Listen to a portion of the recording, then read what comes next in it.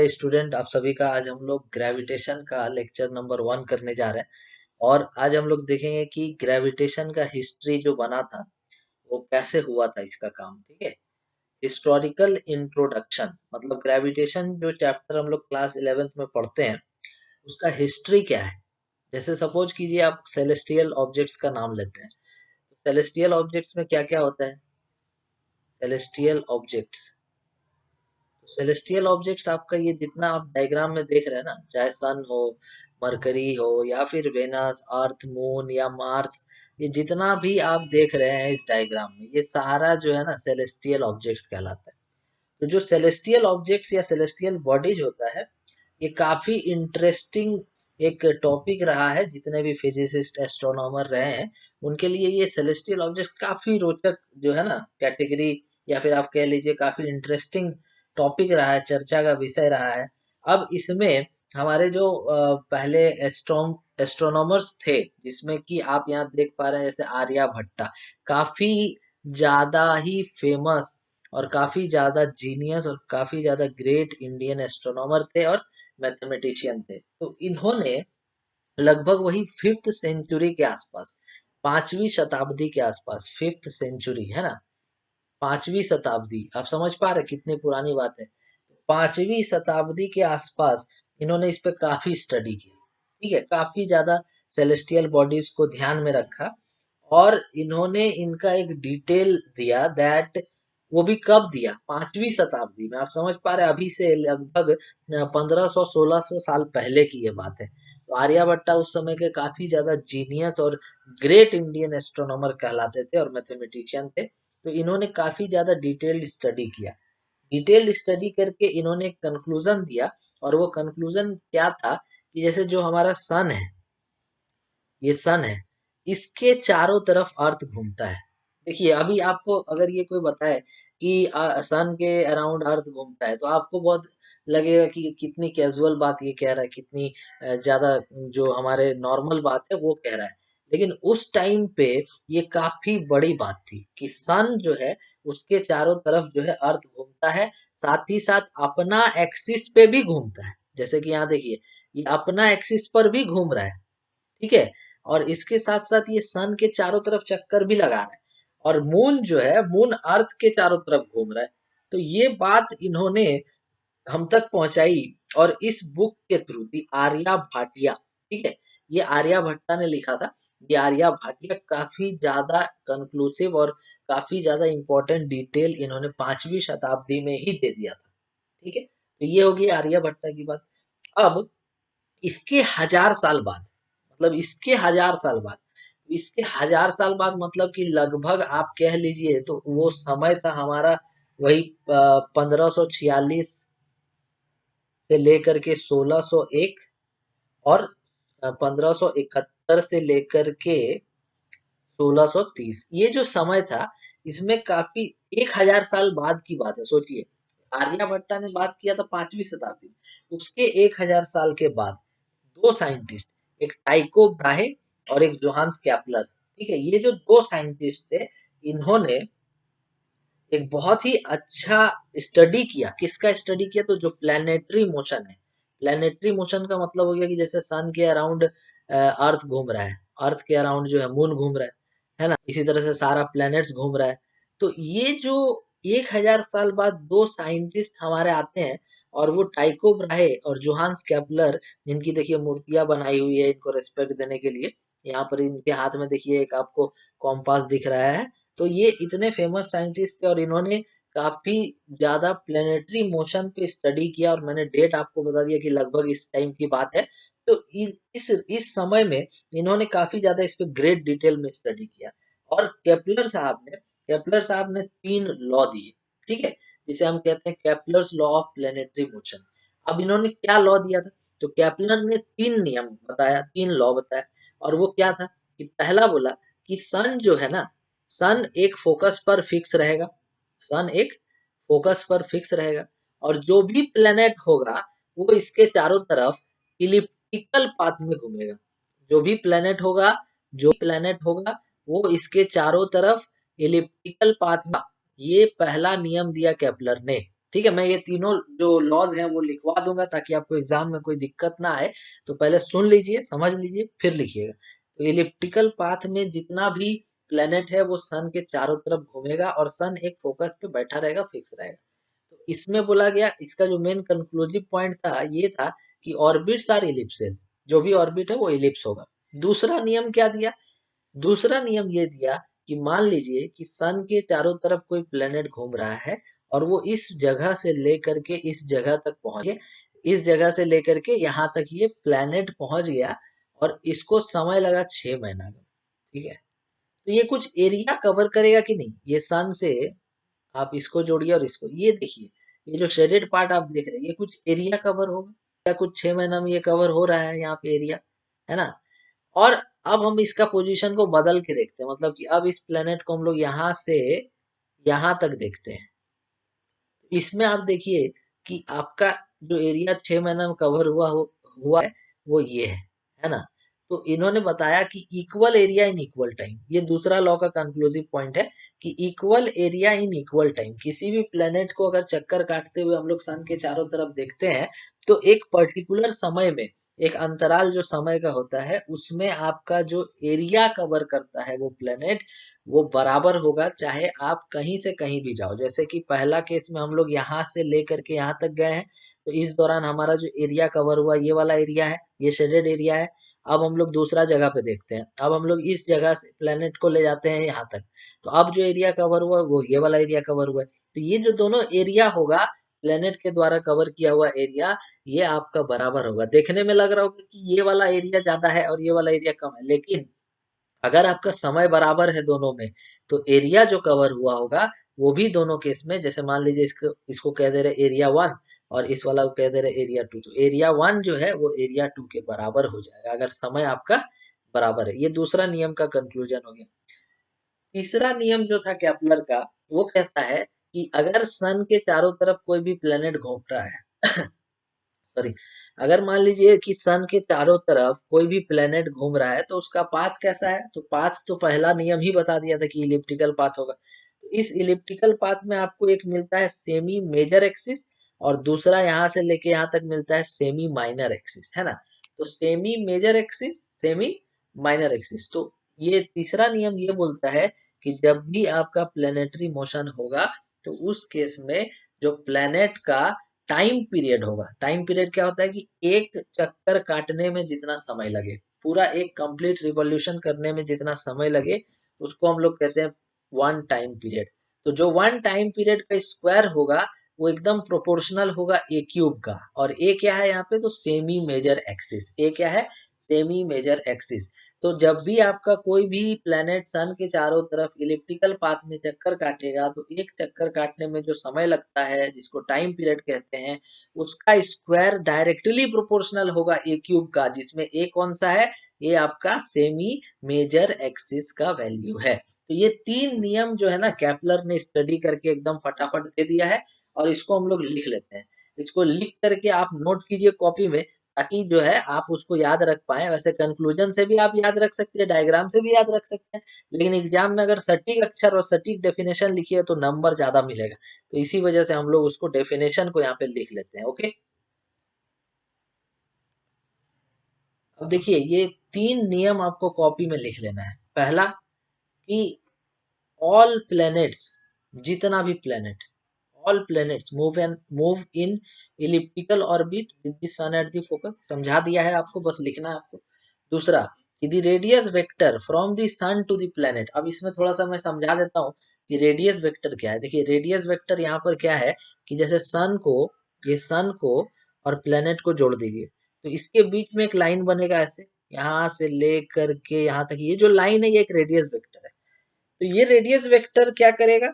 Sweeps out. Sweeps मतलब जैसे मान लीजिए आप जमीन में पोछा लगाते हैं, तो पोछा लगाते हैं तो आप कपड़ा को ऐसे क्या करते हैं, नीचे में सरकाते हैं ऐसे, तो उसको बोलते हैं स्वीप करना, है ना? ये आसान भाषा में समझिए कि जब आप सन से प्लेनेट तक एक लाइन ड्रॉ करेंगे तो वो लाइन कहलाएगा रेडियस वेक्टर।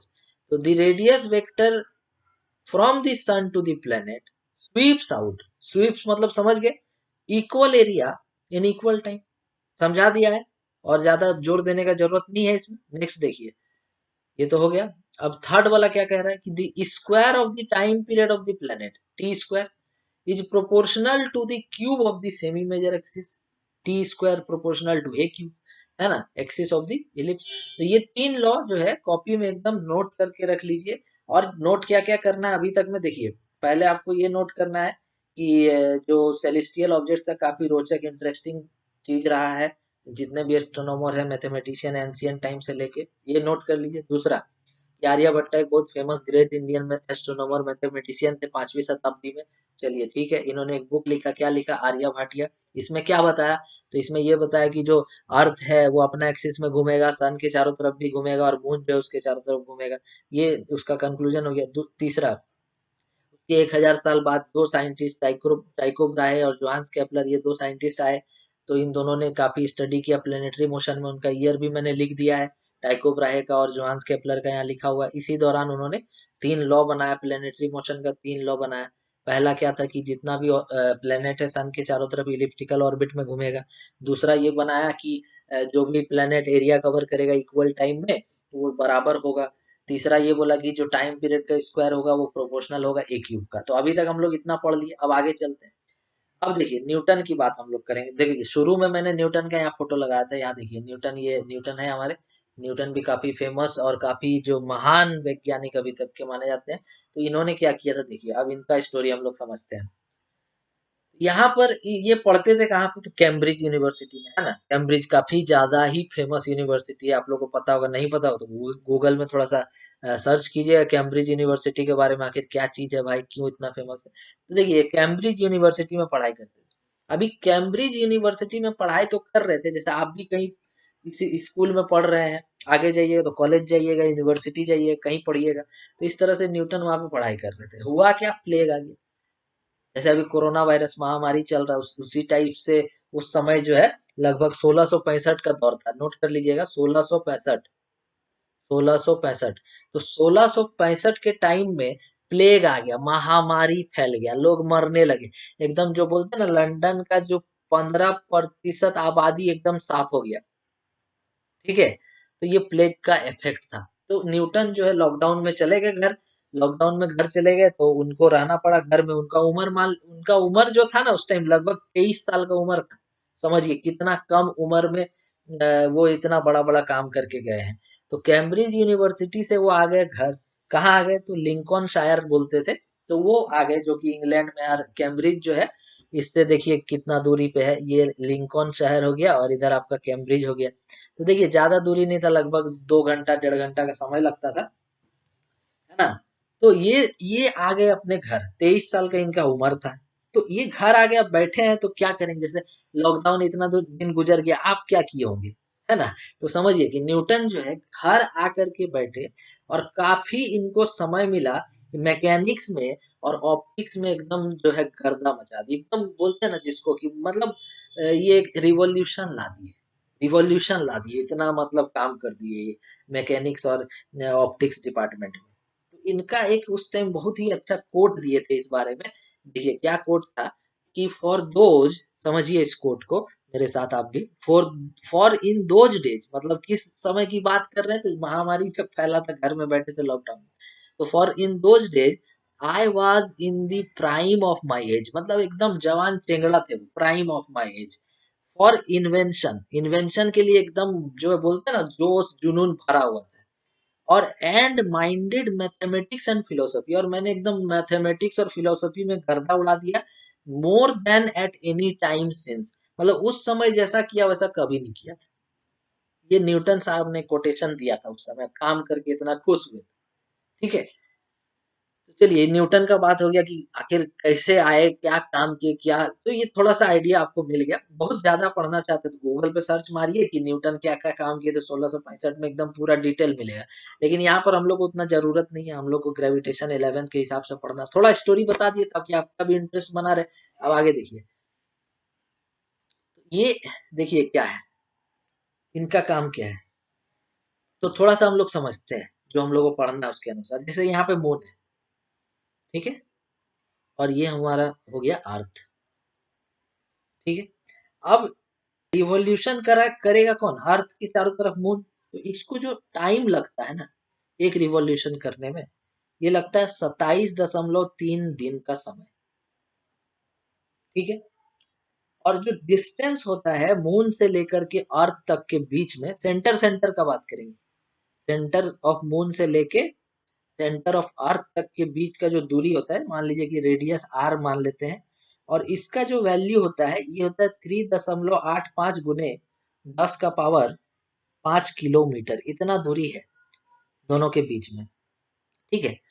तो अगर यहाँ पर हम लोग को एक्सीलरेशन निकालना है, इसका एक्सीलरेशन, मून का एक्सीलरेशन, तो यहाँ लिख रहे हैं कि एक्सीलरेशन ऑफ मून, अगर हम लोग को चाहिए एक्सीलरेशन ऑफ मून, तो हम लोग यहाँ सर्कुलर मोशन वाला फॉर्मूला लगाएंगे। अभी सर्कुलर मोशन पहले पढ़ा चुके हैं, उसके बारे में एकदम चर्चा हम नहीं करेंगे। हम तो एक्सेलरेशन हो जाएगा ओमेगा स्क्वायर आर, जिसको हम लोग बोलते हैं सेंट्रीपिटल एक्सीलरेशन, और इसका जो डायरेक्शन होता है वो अर्थ के सेंटर की तरफ होगा, ऐसे होगा एक्सेलरेशन का डायरेक्शन। तो एक्सेलरेशन कितना हो जाएगा, ओमेगा स्क्वायर आर। अब बोलोगे कि सर ओमेगा कहाँ है, सर ओमेगा कैसे आएगा? देखिए, टाइम पीरियड का फॉर्मूला होता है 2 पाई बाई ओमेगा। ओमेगा, तो ओमेगा का क्या होगा, तो ओमेगा का हो जाएगा 2 पाई बाई टी। नहीं हो जाएगा, तो 2 पाई तो कांस्टेंट हो गया, टाइम पीरियड हम लोग जानते हैं, तो यहाँ से एक्सेलरेशन निकालेंगे। ठीक है, ओमेगा की जगह रख देंगे 2 पाई बाई टी, और इसका करना पड़ेगा होल स्क्वायर गुने आर। तो देखिए 2 पाई का हो जाएगा 4 पाई स्क्वायर, और यहाँ पर जो तुम्हारा टाइम पीरियड है ना, ये टाइम पीरियड दिया हुआ है डेज में, इसको बदलना होगा सेकेंड में, और रेडियस को बदलना होगा इसमें क्या बोलते हैं, मीटर में। ये सब करके हम लोग को एक्सेलरेशन मिलेगा। तो हम उतना बदल नहीं रहे, हम जो दिया है उसी को लिख दे रहे हैं, आप समझ जाइए। तो 2.73 का स्क्वायर गुने किलोमीटर में, डेज में है, और ये किलोमीटर में है। ऐसे जब कैलकुलेशन करना रहेगा तो चेंज करके ही करेंगे ऐसा यूनिट में। तो ये जब चेंज करके सब सॉल्व करते हैं, अब डायरेक्ट इसको डिवाइड मल्टीप्लाई नहीं कीजिएगा, पहले आप इसको डेज को सेकेंड में बदलिएगा, उसके बाद जो किलोमीटर इसको मीटर में बदलिएगा, फिर एक्सेलरेशन आता है, और वो कैलकुलेट करके हम रख लिए हैं पहले ही, वो एक्सेलरेशन आता है 0.0027 मीटर पर सेकेंड स्क्वायर। ये क्या है, तो ये एक्सीलरेशन है किसका, मून का। किधर, तो अर्थ के सेंटर की तरफ, अर्थ के सेंटर की तरफ। तो ये इससे ये बात साबित हुआ कि न्यूटन बोले कि जब कोई फोर्स नहीं लग रहा होगा, फोर्स जब कोई नहीं लग रहा होगा, तो ये एक्सीलरेशन का वैल्यू कहाँ से आएगा, क्योंकि फोर्स किसी बॉडी पे लगाइएगा तब ना वो एक्सेलरेट करेगा। अब कोई बॉडी एक ही जगह पर रखा हुआ है, अपने आप एक्सेलरेट कर जाएगा, अपने आप आगे चल जाएगा, नहीं जाएगा। तो इसीलिए न्यूटन सोचे कि आखिरकार यहाँ पे फोर्स तो लग ही रहा होगा ना, तभी ना ये एक्सेलरेशन का वैल्यू है। अगर फोर्स नहीं लगता तो एक्सेलरेशन जीरो नहीं आता, आता ना। तो इसका मतलब कि यहाँ पर एक फोर्स है। अब वो दिन रात सोचने लगे कि ये फोर्स कौन है, कहाँ है, कैसे है, कि ये फोर्स आखिर है क्या, किधर लग रहा है, कैसे लग रहा है, समझ गए। तो ये अब कहावत एक आ जाता है कि न्यूटन बैठे थे पेड़ के नीचे। न्यूटन कहाँ बैठे थे, पेड़ के नीचे। अचानक से गिर गया सेब, अचानक से सेब गिर गया। तो सेब जब नीचे गिर गया, तो सेब के नीचे गिरने से बोले कि अच्छा तो ये बात है, ये जो सेब है ये अर्थ की तरफ अट्रैक्ट हुआ है, मतलब अर्थ उसको खींचा है। उस टाइम एक बहुत ही मतलब एक तरह का विश्वास चला हुआ था सबके पास कि जो भी अर्थ में जो काम होता है, जैसे सेब गिर गया अर्थ के तरफ, है ना, या फिर आप कोई ऊंचाई जगह से गिर गए नीचे, तो ये सब अलग नियम पे काम करता है। और जो मून हो गया, सन हो गया, जुपिटर हो गया, वेनस हो गया, मार्स हो गया, ये सब अलग नियम पे काम करता है। नहीं, लेकिन न्यूटन बोले नहीं नहीं नहीं, ऐसा नहीं है, ऐसा एकदम नहीं है। जो काम अर्थ में हो रहा है, जैसा जैसा नियम अर्थ के बॉडीज के लिए है, उसी तरह का नियम सारा सेलेस्टियल बॉडीज के लिए है। ये न्यूटन बोले। तो ये कहावत है कि न्यूटन पेड़ के नीचे बैठे थे, सेब जो नीचे गिरा, इसी से लॉ ऑफ ग्रेविटेशन आ गया। नहीं, वो पहले से बहुत काम कर रहे थे, ये तो एक कहावत है। तो इन इसी के जरिए हम लोग समझते हैं कि हुआ क्या, कि न्यूटन पेड़ के नीचे बैठे थे, सेब गिरा नीचे। तो अब न्यूटन को समझ में आ गया कि ये जो सेब नीचे गिरा है, जरूर अर्थ इस पे कोई ना कोई फोर्स लगा रहा होगा नीचे की तरफ। नहीं तो ये सेब नीचे कैसे आएगा, अपने आप कैसे आएगा। ये जब भी कोई बॉडी नीचे गिरता है ना अर्थ में, तो उसका एक एक्सेलरेशन होता है, आपको पता होगा, जिसको बोलते हैं एक्सेलरेशन ड्यू टू ग्रेविटी। और इसका वैल्यू होता है 9.8 मीटर पर सेकेंड स्क्वायर, ये वैल्यू होता है। तो इसी तरह से न्यूटन बोले कि जब कोई बॉडी अर्थ की तरफ नीचे अट्रैक्ट होता है तो उसका एक्सेलरेशन होता है 9.8 मीटर पर सेकेंड स्क्वायर। तो इसका मतलब कि फोर्स लगा रहा है अर्थ उस पे, तभी तो वो नीचे आ रहा है। और यही चीज मून में भी हो रहा है। मून में भी अर्थ एक फोर्स लगा रहा है जिसका वैल्यू है 9.0027 वैल्यू है। और यही एक्सेलरेशन जो है मून का है अर्थ की तरफ। तो इनको ये समझ आ गया कि जितना भी सेलेस्टियल बॉडी जो चाहे अर्थ का बॉडी जो सब एक ही नियम पे काम करता है। सब एक ही नियम पे काम करता है। ग्रेविटी जो है किसी भी सेब को नीचे खींच लेता है अर्थ की तरफ, जब वो नीचे आता है तो अर्थ उस पर फोर्स लगाता है। तो ये चीज उनको समझ में आ गया। अब हम लोग बात करेंगे मेन मुद्दा का, और हम लोग बात करेंगे यूनिवर्सल लॉ ऑफ ग्रेविटेशन का। देखिए, जो हम लोग का यूनिवर्सल लॉ ऑफ ग्रेविटेशन है ना, वो यूनिवर्सल लॉ ऑफ ग्रेविटेशन आप 9th क्लास में भी पढ़े होंगे। उसका फॉर्मूला होता है F=G m1m2/r²। ये जो आया है ना, ये कैसे आया है ये भी हम यहाँ पे आपको बताने वाले हैं। देखिए, इसमें जी तो होता है आपका यूनिवर्सल ग्रेविटेशनल कांस्टेंट। इसका अगला जो वीडियो आएगा उसमें हम लोग पढ़ेंगे कि हेनरी कैवेंडिश नाम के जो साइंटिस्ट थे, ये 1736 के आसपास में जो एक्सपेरिमेंट किए थे, उस एक्सपेरिमेंट में आखिर ऐसा क्या किए थे कि जी का वैल्यू को निकाल के बता दिए थे। तो ये जी जो होता है ना, काफी इंपॉर्टेंट है। और इसका मतलब होता है universal gravitational constant. Universal gravitational constant है ना। और इसका वैल्यू भी हम आपको बता दे रहे हैं। इसका वैल्यू होता है 6.67 इंटू 10⁻⁻11। और इसका एसआई यूनिट होता है न्यूटन मीटर स्क्वायर पर केजी स्क्वायर। ठीक है, ये हो गया जी का वैल्यू। और ये जी का वैल्यू यूनिवर्स में कहीं भी लेते हैं हम लोग, सेम यही लेते हैं। यूनिवर्सल है, पूरा यूनिवर्स में एप्लीकेबल रहेगा एकदम, कहीं कोई कुछ नहीं करना है। लेकिन हाँ, याद रखिएगा कि जब हेनरी कैवेंडिश इस पे काम कर रहे थे, ग्रेविटेशनल कांस्टेंट का वैल्यू उनसे, वो ग्रेविटेशनल कांस्टेंट का वैल्यू नहीं निकालने गए थे, वो कुछ और काम कर रहे थे जो बाद में फिर ग्रेविटेशनल कांस्टेंट का वैल्यू हम लोग को दे दिया था। ठीक है, तो उस पर अगला वीडियो में हम लोग डिटेल में चर्चा करेंगे। अभी बस इसके बारे में ये जान लीजिए। अब यहाँ पर m1 एक बॉडी का मास है, m2 दूसरा बॉडी का मास है। मतलब मान लीजिए कि जैसे ये हमारा सन है, सन का ही ले रहे हैं, मून ही ले लेते हैं, ये हमारा मून है। और ये अर्थ के चारों तरफ जो है घूम रहा है, मान लीजिए ऐसे। ठीक है, तो यहाँ पर एक बॉडी m1 हो गया अर्थ, और दूसरा बॉडी हो गया m2 मून। तो ये m1 और m2 दोनों बॉडी का मास है। और r क्या है? तो r जो है दोनों सेंटर्स के बीच का दूरी है। r जो है दोनों सेंटर्स के बीच का दूरी है। तो ये आखिर जो न्यूटन थे वो ऐसा क्या किए थे कि फॉर्मूला लाके फट से पटक दिए, बोले लो यही है gravitational universal law of gravitation. क्या किए थे? तो देखिए, उसको भी समझने का एक तरीका समझिए मेरे साथ कि हुआ क्या था। कि उनको एक्सिलरेशन ऑफ किसी भी फ्रीली फॉलिंग बॉडी तो पता है हम लोग को, वो उनको भी पता था कि जैसे एक्सिलरेशन जो होता है किसी भी फ्रीली फॉलिंग बॉडी का, वो क्या होता है। ठीक है, तो देखिए, acceleration of freely falling body, acceleration of freely falling body, ये होता है जी। क्या होता है? स्मॉल जी। मान लीजिए कि हम इसको ए ही लिख रहे हैं, अभी रहने दीजिए, रहने दीजिए, ए लिख के चलते हैं ना, जी होता है। ठीक है, तो देखिए, एक्सेलरेशन ऑफ द एप्पल मान लीजिए, अगर हम लोग इसको पेड़ से दे दिए हैं, अगर एप्पल को पेड़ से फ्रीली फॉल होने दिए हैं, तो इसका वैल्यू होता है कितना? एक्सेलरेशन होता है 9.8 मीटर पर सेकेंड स्क्वायर। ठीक है, पता है आपको। और अभी हम लोग मून का एक्सेलरेशन निकाले अर्थ के तरफ, कितना था?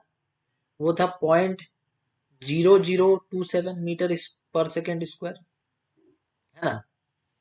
तो जब हम लोग इसका रेशियो लेते हैं ना, रेशियो माने कि अगर आप एक्सेलरेशन ऑफ एप्पल को आप एक्सेलरेशन ऑफ डिवाइड करिएगा जब एक्सेलरेशन ऑफ मून से, आपको लगभग जो वैल्यू मिलेगा ना बाबू, वो मिलेगा 3600। तो इससे क्या मतलब, क्या है ये? तो इससे ये साबित हो रहा है कि जो एक्सेलरेशन एप्पल का है वो 3600 गुना है मून का जो एक्सेलरेशन है अर्थ की तरफ। समझ गए? ये आया एक वैल्यू। अब हम लोग क्या करते हैं कि अब हम लोग जो डिस्टेंस है ना मून और अर्थ के बीच, ठीक है, और जो हमारा डिस्टेंस है आपका एप्पल और आपका क्या बोलते हैं उसको, अर्थ के बीच, वो निकाल लेते हैं। तो पहले हम लोग निकाल लेते हैं एप्पल। एप्पल बना रहे हैं, यहाँ पे एप्पल है। ठीक है, और ये हमारा अर्थ है। एक मिनट, चलिए ये एप्पल है, और हमारा जो अर्थ है बाबू, वो अर्थ यहाँ पर देखिए ऐसे है। ठीक है, ये अर्थ हो गया, वो एप्पल हो गया। अब इसका बीच का दूरी देखिए, तो हम लोग सेंटर से दूरी लेते हैं, तो ये अर्थ से लेकर के इसके बीच का दूरी, तो ये जो है, ये दूरी जो है, ये मान लीजिए कि ये एच है और रेडियस आर है। तो आप आर प्लस एच नहीं लिखिएगा, क्योंकि आर प्लस एच लगभग आर के बराबर ही होगा ना, क्योंकि रेडियस ऑफ अर्थ काफी ज्यादा होता है, 6400 किलोमीटर होता है, बहुत बड़ा वैल्यू। तो हम लोग आर प्लस एच को लगभग नेग्लिजिबल मान के एच को आर ही ले लेते हैं। तो डिस्टेंस बिटवीन हमारा एप्पल एंड क्या बोलते हैं उसको, अर्थ कितना हो गया? डिस्टेंस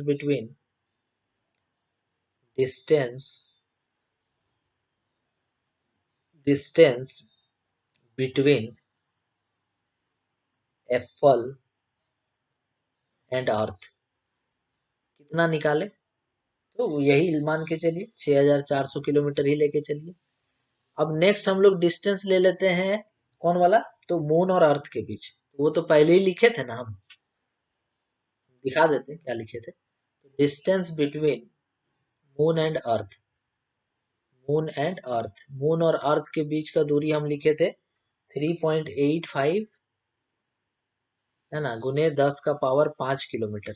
ये किलोमीटर में है तो चेंज करने की जरूरत नहीं, डायरेक्ट डिवाइड करके रेशियो निकाल लेंगे। पहले लिखे थे हम, ऊपर में देखिएगा। तो ये जो डिस्टेंस आ जाएगा, डिस्टेंस मून वाला और डिस्टेंस जो एप्पल वाला का रेशियो हम लोग चाहते हैं यहाँ पे, है ना। तो देखिए ये कितना आएगा, देखिए। तो मून वाला का वैल्यू कितना है? 3.85 गुने 10 का पावर 5, है ना। और एप्पल वाला का वैल्यू कितना है? एप्पल वाला का वैल्यू 6400 किलोमीटर, दोनों किलोमीटर में डायरेक्ट डिवाइड मारिए, तो ये लगभग आ जाएगा आपका 60, लगभग 60, है ना। अब मजा आएगा। अब देखिए, आप अभी एप्पल और मून का रेशियो निकाले, 3600 आया, और मून और एप्पल का डिस्टेंस का रेशियो निकाले, 60 आया, है ना, आया ना। तो देखिए, तो हम इसको ऐसे लिखे तो क्या हो जाएगा? ध्यान से देखिए। अगर हम एप्पल बाई, ये एक्सेलरेशन है, ठीक ना, बार बार नहीं बोल रहे हैं। एप्पल बाई मून का रेशियो जो है कितना था हम लोग का? एप्पल बाई मून का रेशियो कितना था? 3600, 3600, ठीक है। अगर हम इसको 3600/1 लिखे तो कोई दिक्कत नहीं, बतिया बराबर है। 3600 का मतलब हो सकता है 60/1 का स्क्वायर, क्योंकि 6 6 36, बात बराबर है। अच्छा, ये 60/1 को हम ये नहीं लिख सकते हैं क्या? एप्पल बाई मून का स्क्वायर डिस्टेंस वाला लिख सकते हैं ना जी, एकदम लिख सकते हैं। देखिए, 60/1 है ना। सॉरी, उल्टा कर दिए, एक मिनट उल्टा हो गया थोड़ा। हाँ, 60/1 है ना, तो 60/1 है तो क्या है? मून बाई एप्पल है, मून बाई एप्पल है। ध्यान से देखिए, मैथ यूज हो रहा है, ध्यान से देखिए। तो ये इससे क्या साबित हो रहा है? इससे क्या साबित हो रहा है?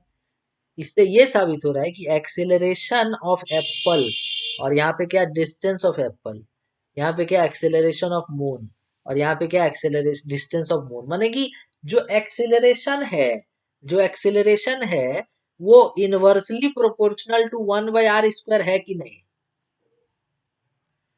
माने कि एक्सेलरेशन जो है, एक्सेलरेशन ऑफ एप्पल ऊपर और यहाँ डिस्टेंस नीचे एप्पल का, एक्सेलरेशन ऑफ मून नीचे और यहाँ डिस्टेंस मून का ऊपर, और साथ में स्क्वायर, मतलब कि जो भी एक्सेलरेशन होगा वो इनवर्सली प्रोपोर्शनल होगा r² का, डिस्टेंस का स्क्वायर का, होगा ना। अब देखिए, अब फोर्स जो होता है वो मास इंटू एक्सेलरेशन होता है, फोर्स होता है मास इंटू एक्सेलरेशन, मतलब मास तो कांस्टेंट वैल्यू होता है जी। तो एक्सेलरेशन अगर इनवर्सली प्रोपोर्शनल है r² का, तो फोर्स भी तो इनवर्सली प्रोपोर्शनल होगा ना r² का, होगा कि नहीं होगा? यहाँ पर ये बोले न्यूटन कि जो भी फोर्स लग रहा है मून और अर्थ के बीच बात कर लो, चाहे एप्पल और अर्थ के बीच में बात कर लो, ये जो फोर्स है ना भाई, ये 1/r² का प्रोपोर्शनल है, एकदम मान लीजिए हम बता दिए हैं आपको, ना न्यूटन ऐसा बोले, ठीक है। फोर्स जो है ना वो इनवर्सली प्रोपोर्शनल है r² का, एकदम मान लीजिए, कॉपी में लिख लीजिए, ये बोले वो, ठीक। अब तो ये देखिए, ये जो फॉर्मूला था इसमें ये वाला चीज तो पता चल गया कि जो फोर्स है वो inversely proportional to r square है।